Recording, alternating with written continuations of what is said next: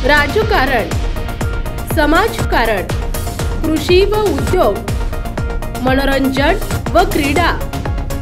आपण पाहत आहात न्यूज 18 महाराष्ट्र, आवाज महाराष्ट्राचा। गेल्या काही दिवसांमध्ये राज्यात उन्हाचा पारा वाढला आहे। एप्रिल आणि मे महिन्यातील ऊन आता मार्च महिन्यातच जाणवू लागलाय। दरम्यान उन्हामुळे अंगाची लाही होत आहे। दरम्यान छत्रपती संभाजीनगरमधून एक महत्त्वाची बातमी समोर येते। छत्रपती संभाजीनगरमध्ये उष्माघाताचा पहिला बळी गेल्याचं समोर आलंय। सोयगाव तालुक्यातील ही घटना घडली आहे। कडक उन्हाचा फटका राज्यभर जाणवत आहे। राज्य सरकारने नागरिकांना काळजी घेण्याचं आवाहन केलंय, तर दुसरीकडे राज्यातील पाणीसाठ्यावर देखील याचा परिणाम होताना दिसून येतोय। राज्यातील पाणीसाठा झपाट्याने कमी होत असल्याचं पाहायला मिळतंय। काही ठिकाणी तापमान 35 ते 40 अंश दरम्यान पोहोचलं आहे, त्यामुळे नागरिकांनी काळजी घेण्याची आवश्यकता आहे। जळगाव, गोंदिया, मुंबई देखील तापमानाचा पारा वाढल्याचं चित्र आहे। उष्णतेपासून वाचण्यासाठी शासनाकडून जनजागृती करण्यात येत आहे। राज्यातील धरणातील पाणीसाठा कमी होत आहे। दरम्यान महाराष्ट्राची भाग्यलक्ष्मी म्हणून कोयना धरणाच्या पाणीसाठ्यात देखील झपाट्याने घट होताना दिसून येते। महाराष्ट्राची भाग्यलक्ष्मी म्हणून ओळख असलेल्या कोयना नदीच्या शिवसागर जलाशयाची पाणी पातळी तीव्र उन्हाळ्याने घटू लागली असून नदीचं पात्र मोठ्या प्रमाणात उघडं पडू लागलंय। त्यामुळे जलाशयातील बेटे दिसू लागली आहेत। 105 टीएमसी क्षमता असलेल्या कोयनेचं पाणी पातळी यावर्षी 100% भरली होती। सध्या तीव्र उन्हाळ्यामुळे वीज निर्मिती, शेतीसाठी आणि पिण्याचे पाणी, त्याचबरोबर मोठ्या प्रमाणात होणारे बाष्पीभवन यामुळे पाणी दिवसेंदिवस वेगाने कमी होत आहे। त्यामुळे आगामी काळात प्रशासनाला पाण्याचं नियोजन करावं लागणार आहे।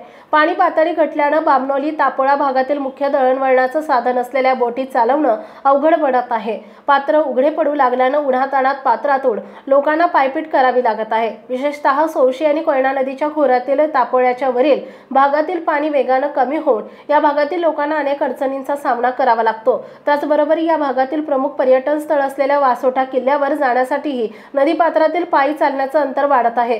त्यामुळे पर्यटक संख्या ही कमी होऊ लागली आहे। पाणी पातळी घटल्याने बामनोली, तापोळा भागातील मुख्य दळणवळणाचं साधन असलेल्या बोटी चालवणं अवघड बनत आहे। पात्र उघडे पडू लागल्याने उन्हाताणात पात्रातून लोकांना पायपीट करावी लागते। विशेषतः सौशी आणि कोयना नदीच्या खोऱ्यातील तापोळ्याच्या वरील भागातील पाणी वेगाने कमी होऊन या भागातील लोकांना अनेक अडचणींचा सामना करावा लागतो।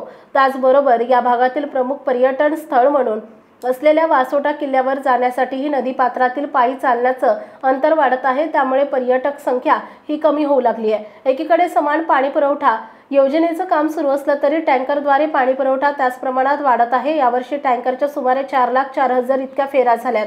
गेल्या वर्षीच्या तुलनेत यात 4,000 वाढ झाली आहे। सध्या वाढत्या तापमानामुळे शहरात पाण्याच्या मागणीत वाढ होत आहे। गेल्या 2 महिन्यात टँकरच्या फेऱ्या वाढत आहे। जानेवारी महिन्यात 39,692 टँकरद्वारे पाणी पुरवठा करण्यात आला।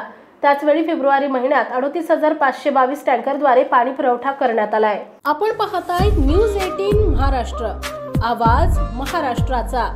उत्तर महाराष्ट्रासह महाराष्ट्रातील बातम्या मिळवण्यासाठी आमच्या न्यूज 18 महाराष्ट्र या न्यूज चॅनलला सबस्क्राइब करा आणि बेल आयकॉन दाबा।